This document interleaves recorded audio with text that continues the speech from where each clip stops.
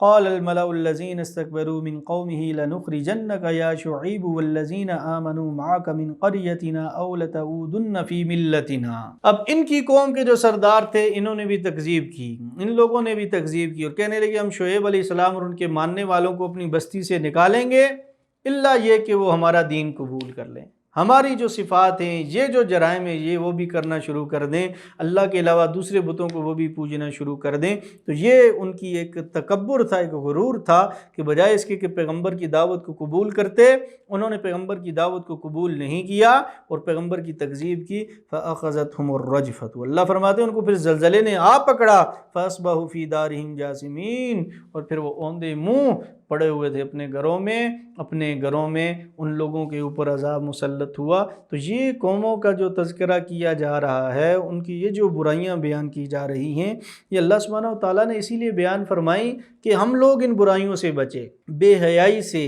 ایسی بے حیائی جو دنیا میں پہلے نہیں ہوئی، ایسی بے حیائی سے ہم بچیں، یہ جو ناپ تول کی کمی ہے اس سے ہم بچیں، یہ جو لوگوں کی حق تلفی ہے اس سے ہم بچیں، یہ جو راستوں میں بلا وجہ بیٹھنا ہے اور راستے جو ہے بند کرنا ہے اس سے ہم لوگ بچیں۔ تو یہ ساری برائیاں تھیں جو ان قوموں میں تھیں، اللہ نے ان کے اوپر عذاب مسلط کیے۔ اللہ نے ہمیں پاک پیغمبر صلی اللہ علیہ وسلم کی برکت سے اجتماعی عذاب سے تو محفوظ فرمایا، لیکن ہمارے اعمال ایسے نہیں ہیں کہ ہم عذاب سے بچ سکیں۔ اللہ ہمیں ان تمام برائیوں سے بچنے کی توفیق عطا فرمائے۔ اس سے آگے اللہ سبحانہ وتعالیٰ نے فرمایا کہ وَلَوْ أَنَّ أَهْلَ الْقُرَىٰ آمَنُوا وَاتَّقَوْا لَفَتَحْنَا عَلَيْهِمْ بَرَكَاتٍ مِّنَ السَّمَاءِ وَالْأَرْضِ وَلَٰكِنْ كَذَّبُوا فَأَخَذْنَاهُمْ بِمَا كَانُوا يَكْسِبُونَ۔ یہ جو ان قوموں کا ذکر کیا،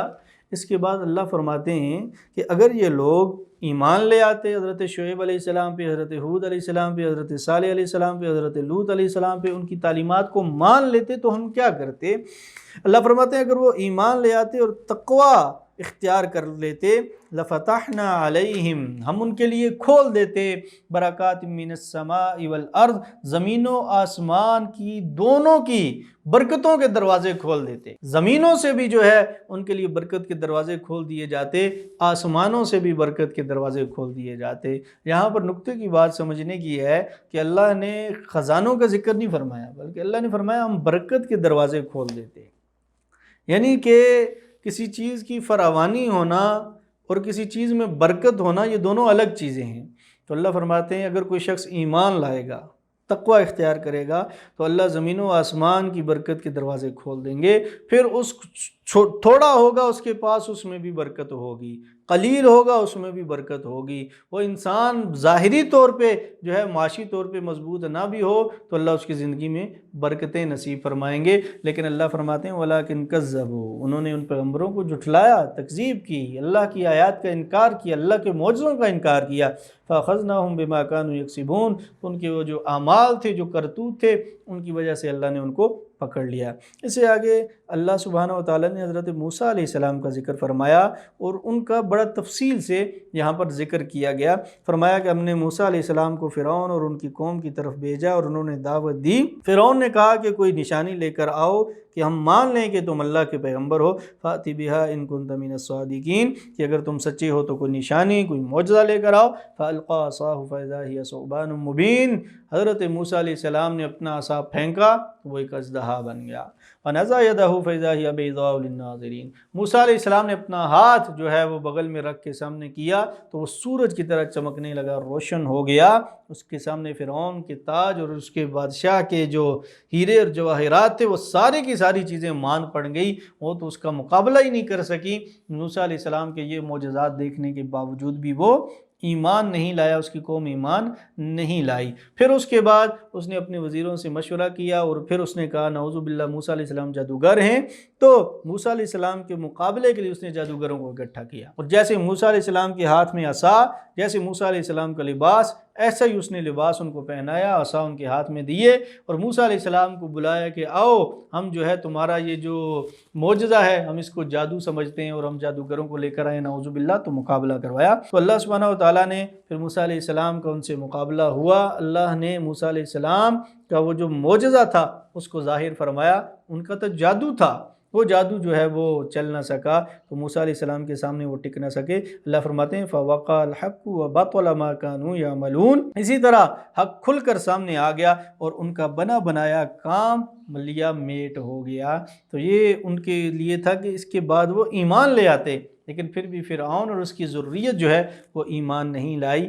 لیکن وہ جادوگر جو آئے ہوئے تھے، جنہوں نے موسیٰ علیہ السلام جیسا لباس اور عصا اٹھایا ہوا تھا، ان کو اللہ نے ایمان کی دولت سے نوازا۔ وجہ کیا کہ جب انہوں نے دیکھا کہ موسیٰ علیہ السلام کی لاٹھی جو تھی وہ ایک اژدہا بنی اور ان کے سارے سانپوں کو نگل لی، تو اس کے بعد وہ سجدے میں گر گئے۔ تو سجدے میں جب گرے تو ان کے دلوں میں اللہ سبحانہ وتعالیٰ نے ایمان ڈال دیا، اللہ نے ان کو ایمان کی توفیق سے نوازا۔ باہر کیا، پھر فرعون نے ان کو دھمکیاں بھی دیں اور کہا کہ میں تمہارے ہاتھ اور پاؤں کاٹ دوں گا، لیکن پھر بھی وہ ثابت قدم رہے اور اپنے ایمان پہ باقی رہے۔ اس سے آگے فرمایا وَلَقَدْ أَخَذْنَا آلَ فِرْعَوْنَ بِالسِّنِينَ وَنَقْصٍ مِّنَ الثَّمَرَاتِ، کہ ہم نے فرعون کے لوگوں کو قحط سالی اور پیداوار کی کمی میں مبتلا کر دیا۔ اللہ نے ان کی پیداوار میں بھی کمی کر دی، ان کو قحط سالی میں مبتلا کر دیا۔ پھر وہ لوگ موسیٰ علیہ السلام کے پاس آئے اور موسیٰ علیہ السلام سے دعا کروائی، خوشحالی ہو گئی، لیکن پھر وہ لوگ بگڑ گئے اور کہنے لگے وہ جو قحط سالی تھی نعوذ باللہ، وہ نعوذ باللہ موسیٰ علیہ السلام اور ان کے ساتھیوں کی وجہ سے تھی، ان کی نحوست کی وجہ سے تھی، اور یہ جو خوشحالی آئی ہے یہ ہماری برکت کی وجہ سے ہے۔ اللہ نے فرمایا ایسا نہیں ہے، یہ جو قحط سالی تھی یہ تمہاری نحوست کی وجہ سے تھی، اور اللہ خوب جانتا ہے۔ اللہ نے پھر ان کو مختلف عذابوں میں مبتلا کیا، فارسلنا علیہم الطوفان والجراد والقمل والضفادع والدم آیات مفصلات۔ اللہ فرماتے ہیں ہم نے ان کے اوپر طوفان نازل کیا، طوفان آیا، ان کی فصلیں تباہ ہو گئیں۔ پھر جب وہ اللہ کی طرف متوجہ ہوئے، پھر فصلیں ہوئیں، پھر ٹڈیاں آئیں، پھر ان کی فصلیں تباہ ہو گئیں۔ پھر اسی طرح گن والے کیڑے، ایسے کیڑے جو فصل کو تباہ و برباد کر دیں، گن لگا دیں فصل کو، ان کا وہ جو ذخیرہ تھا جو کھانے پینے کا اناج کا، اس کو اس کیڑوں نے وہ تباہ و برباد کر دیا۔ اسی طرح مینڈکوں کا اللہ نے ان کے اوپر عذاب مسلط کیا، برتن اٹھاتے اس میں مینڈک، باہر جاتے اس میں مینڈک، گھر میں آتے ہر جگہ مینڈک ہی مینڈک۔ اسی طرح پھر ان کے اوپر خون کا عذاب آیا کہ جہاں بھی جاتے آگے خون ملتا۔ اب انسان کے لیے خون پینا مشکل کام ہے، وہ برتن میں پانی ڈالتے، کنویں سے نکالتے، گھر لے کر آتے، اوپر سے ڈھکن اتارتے تو آگے خون۔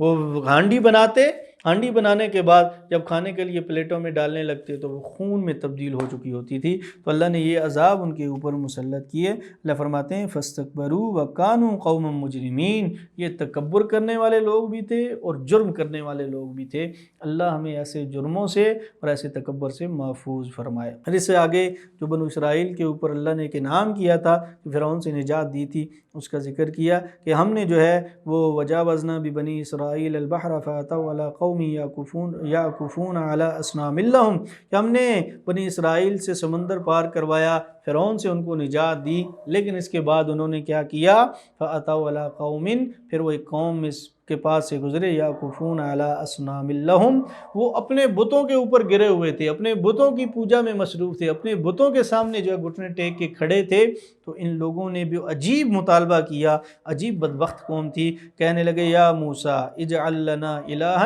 ہمارے لیے بھی ایسا ایک الہ اور ایک معبود ہونا چاہیے جیسا ان لوگوں کا معبود ہے، نعوذ باللہ۔ تو اللہ کی توحید کے مقابلے میں وہ جو ہے اللہ کی ذات کے مقابلے میں اور الہ جو ہے وہ لانا چاہتے تھے۔ تو اس طرح کی عجیب و غریب قسم کی باتیں ان کی،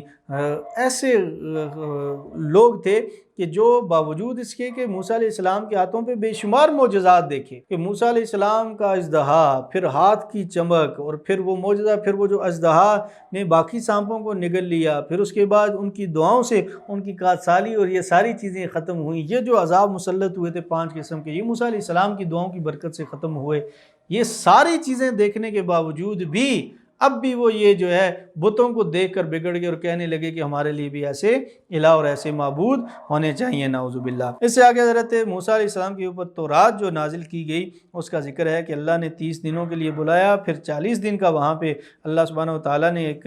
موسیٰ علیہ السلام کو روکا، اور موسیٰ علیہ السلام نے اپنے بھائی حضرت ہارون علیہ السلام کو پیچھے جو ہے بنی اسرائیل کے لیے خلیفہ مقرر کیا تھا، اپنا نائب مقرر کیا تھا۔ باہر گئے، ان کی قوم جو ہے انہوں نے زیورات اکٹھے کی اور پیچھے ایک بچھڑے کو معبود بنا لیا۔ تو موسیٰ علیہ السلام جب واپس تشریف لائے، اپنے بھائی سے سخت ناراضگی کا اظہار کیا۔ ہارون علیہ السلام نے بتایا کہ اس میں میرا کوئی قصور نہیں ہے، یعنی ان کو خوب سمجھایا، خوب بتایا کہ یہ اللہ کی توحید کے ساتھ شرک ہے، تم اس بچھڑے کو معبود نہ بناؤ۔ بہرکیف وہ حضرت موسیٰ علیہ السلام کی جو تورات جو لائی تھی موسیٰ علیہ السلام نے، پھر اس کا بھی انہوں نے انکار کیا، کہنے لگے ہم جب تک خود نہیں دیکھیں گے اللہ کو یا تورات نازل ہوتے ہوئے اس وقت تک ہم ایمان نہیں لائیں گے۔ تو اللہ سبحانہ وتعالیٰ نے یہ ساری چیزیں بیان کی، پھر ان کو اللہ نے موت دی اور دوبارہ زندہ کیا، لیکن اس کے باوجود بھی بنو اسرائیل کے بدبخت لوگ موسیٰ علیہ السلام کی نافرمانی جاری رکھے ہوئے تھے۔ اس سے آگے اللہ سبحانہ وتعالیٰ نے کچھ لوگوں کا ذکر فرمایا جن کو ایک دن شکار سے منع کیا گیا، اور یہ غالباً حضرت داؤد علیہ السلام کے زمانے کی کسی سمندر کسی پانی کے قریب رہنے والے لوگ تھے، تو ان کو منع کیا گیا کہ ہفتے میں ایک دن آپ نے شکار نہیں کرنا اور باقی دنوں آپ نے شکار کرنا ہے، لیکن اس کے باوجود اس قوم نے، ان لوگوں نے وہ شکار جاری رکھا، پہلے تو ہیلے بہانے سے کہ مطلب ہے کہ وہ چھوٹی چھوٹی جو ہیں وہ گڑے سے بنا لیتے، پھر ایک وقت ایسا آیا کہ وہ سر عام جو ہے اس دن شکار کرنے لگے۔ پھر اللہ فرماتے ہیں ان میں سے کچھ لوگ ایسے بھی تھے جو ان لوگوں کو اس سے منع کرتے تھے کہ ایسے شکار نہ کرو، اللہ کا عذاب آ جائے گا۔ بہرکیف کچھ لوگ بالکل ان کو چھوڑ دیا، لیکن جب وہ اس سرکشی میں مبتلا ہو گئے اور وہ اللہ کی طرف متوجہ نہ ہوئے تو اللہ فرماتے ہیں قُلْنَا لَهُمْ كُونُوا قِرَدَةً خَاسِئِينَ، پھر ہم نے ان سے کہا کہ تم ذلیل بندر بن جاؤ، اور وہ ذلیل بندر بن گئے۔ اللہ نے ان کی جو شکل و صورت تھی اس کو بندر اور خنزیر میں تبدیل کر دیا۔ اللہ ایسے عذابوں سے ہمیں بچنے کی توفیق عطا فرمائے۔ اس سے آگے عہد الست ہے، اور حدیث شریف میں اس کی تفصیل بھی ملتی ہے۔ نبی کریم صلی اللہ علیہ وسلم نے فرمایا کہ جب حضرت آدم علیہ السلام کو پیدا کیا تو اللہ سبحانہ وتعالیٰ نے ان کی پیٹھ سے قیامت تک آنے والے جتنے بھی انسان تھے سب کو ان کی پیٹھ مبارک سے نکالا، اور انسان چیونٹیوں کی طرح تھے یہ سارے، اور پھر اللہ نے فرمایا الست بربکم، کیا میں تمہارا رب نہیں ہوں؟ تو سب نے یک زبان ہو کر جواب دیا کیوں نہیں اے اللہ، آپ ہی ہمارے رب ہیں۔ تو وہ جو عہد الست ہے، اللہ سے وعدہ کرنا ہے، عہد و پیمان ہے، اس کا ذکر کیا۔ اللہ فرماتے ہیں وَإِذَا أَخَذَ رَبُّكَ مِن بَنِي آدَمَ مِن ظُهُورِهِمْ ذُرِّيَّتَهُمْ وَأَشْهَدَهُمْ عَلَىٰ أَنفُسِهِمْ أَلَسْتُ بِرَبِّكُمْ، پھر اللہ نے کہا کہ کیا میں تمہارا رب نہیں ہوں؟ قَالُوا بَلَىٰ، تو ساری کی ساری حضرت آدم علیہ السلام کی ذریت نے یک زبان ہو کر کہا کہ کیوں نہیں آپ ہی ہمارے رب ہیں۔ اب دنیا میں پھر آنے کے بعد جب انسان پیدا ہوتا ہے تو کوئی انسان بھول جاتا ہے اس عہد کو اور کفر کی طرف اور شرک کی طرف چل جاتا ہے، اور کوئی جو ہے وہ یاد رکھتا ہے اور وہ ایمان لے آتا ہے اور مسلمان ہو جاتا ہے، اللہ کا فرما بردار بن جاتا ہے۔ اس سے آگے ایک اور شخص کا اللہ سبحانہ وتعالیٰ نے ذکر فرمایا، بلعام بن باعورہ۔ یہ ایک شخص تھا جو بہت نیک تھا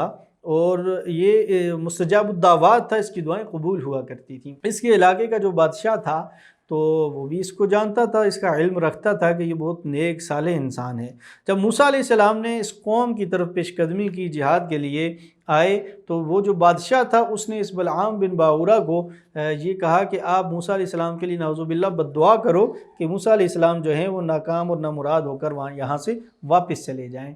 پہلے تو اس نے انکار کیا، لیکن جب اس نے پیسہ وغیرہ دیا، رشوت دی، کچھ اس طرح مال متاع دیا تو وہ شخص بگڑ گیا، بدل گیا، اس نے اللہ کو چھوڑ دیا اور موسیٰ علیہ السلام کے لیے بد دعا کے لیے ہاتھ اٹھائے، لیکن اس کی زبان سے موسیٰ علیہ السلام کی دعائیں شروع ہو گئی۔ بہرکیف جب اس نے دیکھا کہ یہ کام نہیں ہو رہا تو شیطان اس کے پیچھے آیا، شیطان نے اس کو یہ وسوسہ ڈالا کہ اس نے جو ہے یہ ایک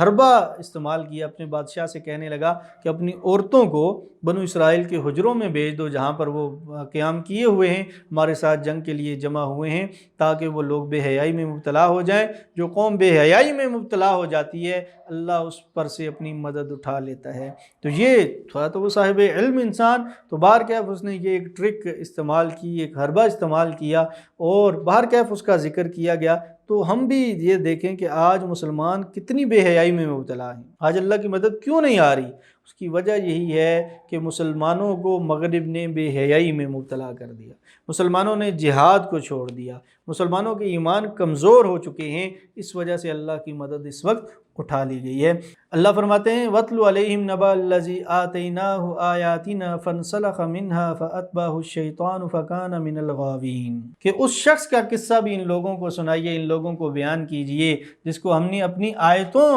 سے نوازا تھا، اپنی آیات، اپنی نشانیاں عطا کی ہوئی تھی، مگر وہ ان کو بالکل چھوڑ نکلا، شیطان اس کے پیچھے آیا، اس کو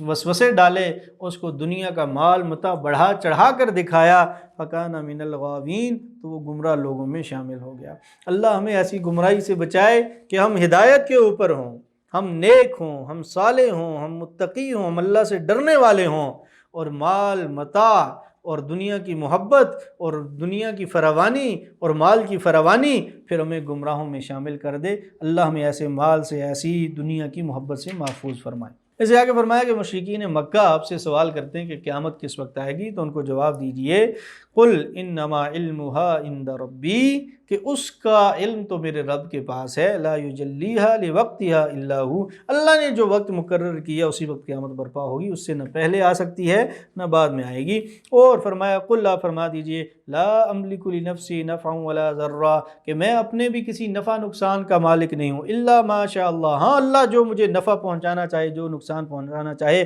اللہ کی مرضی۔ وَلَوْ كُنْتُ عَالَمُ الْغَيْبَ لَاسْتَكْثَرْتُ مِنَ الْخَيْرِ وَمَا مَسَّنِيَ السُّوءُ، کہ آپ ان کو کہہ دیجئے کہ اگر میں عالم الغیب ہوتا تو میں تو پھر ساری کی ساری خیر کی چیزیں اپنے لیے جمع کر لیتا، کہ آگے بارشیں زیادہ ہونے والی ہیں، کم ہونے والی ہیں، آگے کیا نقصانات ہونے والے ہیں، یہ سارا علم ہوتا تو ساری کی ساری خیریں جمع کر لیتا، ساری برائیوں کو اپنے سے دور کر دیتا، لیکن ایسی بات نہیں ہے۔ آپ فرما دیجئے ان انا الا نذیر وبشیر لقوم یؤمنون، میں تو صرف اپنے اوپر ایمان لانے والوں کو، مومنوں کو اللہ کا ڈر ان کے دلوں میں بٹھانے کے لیے بھیجا گیا ہوں، اللہ کے جو ہے رحمت، اس کی بشارتیں، جنت کی بشارتیں، خوشخبریاں سنانے کے لیے بھیجا گیا ہوں، میں عالم الغیب نہیں ہوں، اور نہ میرا یہ کام ہے کہ اس طرح کی باتیں اور اس طرح کی خبریں اور اس طرح کی علم جو ہیں غیب کے، یہ میں تمہیں بتاؤں، یعنی قیامت کا علم اور اس طرح کی چیزیں۔ مشرکین مکہ جو تھے یہ نبی کریم صلی اللہ علیہ وسلم کو ڈرانے کی کوشش کرتے، کہتے کہ یہ جو ہمارے بت ہیں جن کے خلاف آپ باتیں کرتے ہیں تو ہو سکتا ہے یہ آپ کو کوئی نقصان پہنچا دیں، تو اس لیے آپ احتیاط کیا کریں، ہمارے بتوں کے خلاف باتیں نہ کیا کریں، یہ نہ کہا کریں کہ ان کے علاوہ اللہ کے علاوہ کوئی الہ نہیں ہے، اور یہ جو معبودان باطلہ ہیں یہ کچھ بھی نہیں کر سکتے۔ اللہ فرماتے ہیں کہ آپ ان سے کہیے الہم ارجل یمشون بہا ام لہم ایدی یبطشون بہا، کیا ان کے پاس پاؤں ہیں جن سے وہ چلتے ہیں، کیا ان کے پاس ہاتھ ہیں جن سے وہ پکڑیں، کیا ان کے پاس آنکھیں ہیں جن سے وہ دیکھتے ہیں، کیا ان کے پاس کان ہیں جن سے وہ سنتے ہیں، قل ادعوا شرکاءکم ثم کیدونی فلا تنظرون، کہ اللہ کے رسول آپ ان سے کہہ دیجئے کہ تم بلاؤ اپنے شریکوں کو، معبودان باطلہ کو بلاؤ، اور ان سے کہو کہ مجھے نقصان پہنچائیں، اور میں کسی کی جو ہے وہ تمہارے سامنے ہوں، میں تم سے کوئی مہلت بھی طلب نہیں کرتا۔ کیا وہ اللہ کے رسول صلی اللہ علیہ وسلم کو، اللہ کو، مسلمانوں کو کوئی نقصان پہنچا سکتے ہیں؟ ان ولی اللہ الذی نزل الکتاب وهو یتولی الصالحین، آپ فرما دیجئے میرا رکھوالا تو اللہ ہے، میرا کارساز تو اللہ ہے، میرا دوست تو اللہ ہے، اور وہ نیک لوگوں کی رکھوالی کرتا ہے، وہ نیک لوگوں کا ولی ہے، وہ نیک لوگوں کا دوست ہے، شرک کرنے والوں سے اللہ بیزار ہے۔ پھر نبی کریم صلی اللہ علیہ وسلم کو یہ حکم دیا گیا خذ العفو وامر بالعرف واعرض عن الجاہلین، کہ آپ درگزر کا رویہ اپنا لیجئے، آپ نیکی کا حکم دیجئے اور آپ جاہلوں سے اعراض کیا کریں، تو یہ حکم دیا گیا۔ فرمایا ان الذین اتقوا اذا مسهم طائف من الشیطان تذکروا فاذا هم مبصرون، کہ شیطان جو ہے جب یہ اللہ والوں کو، نیک لوگوں کو، ان کو کوئی وسوسہ ڈالتا ہے، ان کو کوئی چٹکی کاٹتا ہے، ان کو کوئی کسی برے کام کے لیے آمادہ کرتا ہے، اللہ فرماتے ہیں تذکروا، تو وہ اللہ کو یاد کرتے ہیں، فَإِذَا هُمْ مُبْصِرُونَ، تو اچانک ان کی آنکھیں کھل جاتی ہیں۔ پتہ یہ چلا کہ شیطان انسان کو ایک خیالی دنیا میں ایسے ماحول میں لے جاتا ہے کہ انسان کی آنکھوں پہ پٹی بن جاتی ہے۔